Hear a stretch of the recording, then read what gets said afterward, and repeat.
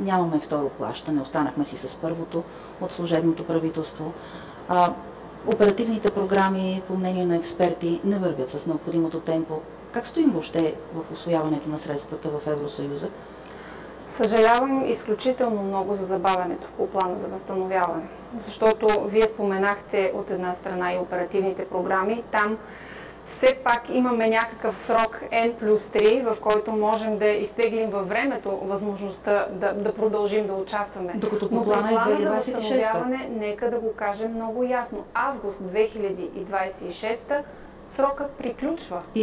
И оттам нататък не можем да участваме. До момента имаме само едно плащане, осъществено в края на 2022 година. От тези 5,69 милиарда евро, които са на разположение, ние сме усвоили 1,37.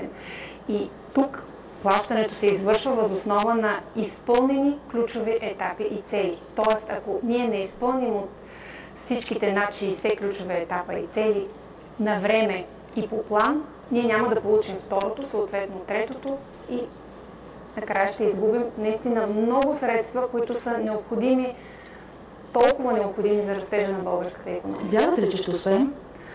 Надявам се искрено. Службите на комисията са изцяло и винаги на разположение с всички въпроси, които имат българските власти да помогнат и да обяснят. Но тези ключови етапи и цели трябва да се изпълнят от българската страна. Добре, а обясняват ли българските власти добре? Кое да обяснява добре? Това, което трябва да обяснат на Брюксел. От една страна е ясно, че ние закъсняваме с ключови реформи.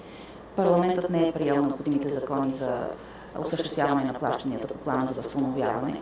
От друга страна, като не са приети тези закони, какво могат да обяснат българските власти на Брюксел? Тези ключови етапи и цели не се решават с обяснение, а с изпълнение. В момента, ако има нещо недоизяснено, ние го разясняваме, разбира се, когато бъдем питани, но работата, която трябва да се свърши, е работа от страна на българската страна. Добре, да ви върна пак към вашия ресор, защото има други важни дейности в него, например младежките програми, Еразъм Плюс. Беше увеличен бюджета за младежката мобилност, за учене, включително през целия живот, програми за учене през целия живот. Също времено вие бяхте в някои български университети. Как оценявате нивото на образование в България? И как се вписват българските университети в европейското ниво на университетско образование? Не е моя работа да давам оценка на българските университети, но бях изключително доволна и радостна от обмена, който имахме вече с някои от представителите на академичната общност. Наскоро, всъщност вчера участвах в конференция, посветена на качеството на българското образование. Изключително интересна дискусия, в която се обърна много сериозно внимание на връзката между образованието и бизнеса, на връзката между средното и висшето образование. И аз се радвам, че това много ясно се вижда и от представителите на държавните власти, и от представителите на академичната общност. Това, което ние се опитваме да подкрепим като Европейска комисия, чрез университетските алианси, е да създадем такива възможности за сътрудничество между университетите, в които те да използват икономиите от мащаба, да се сътрудничат и по този начин да допринесат и за по-доброто усъвършенстване на уменията на студентите и за по-добрата работа на много време ви става до края.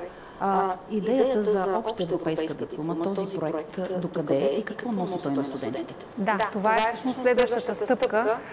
Най-новото предложение, което направихме за обща европейска диплома, която искам първо да кажа, че няма да бъде нищо задължително или наднационално, което ние ще налагаме на държавите членки. Напълно сме наясно, че имаме ограничена компетенция в този въпрос, но това, което предлагаме е една диплома, която ако вие участвате в тази обща съвместна образователна програма по много по-бърз, ефективен и ефтин начин, ще получите образователна степен, която ще ви даде права от университет България, Германия, Франция и Испания, ако те участват в подобна програма. И по този начин вие ще покажете като студент, завършил тази програма, че имате такива транснационални, многоезикови умения, които, разбира се, предполагам, ще бъдат много по-високо оценени и от работодатели. Така че предстои да обсъдим все още с държавите членки доколко те се чувстват комфортно с това предложение и следващата година се надявам наистина то да бъде прието.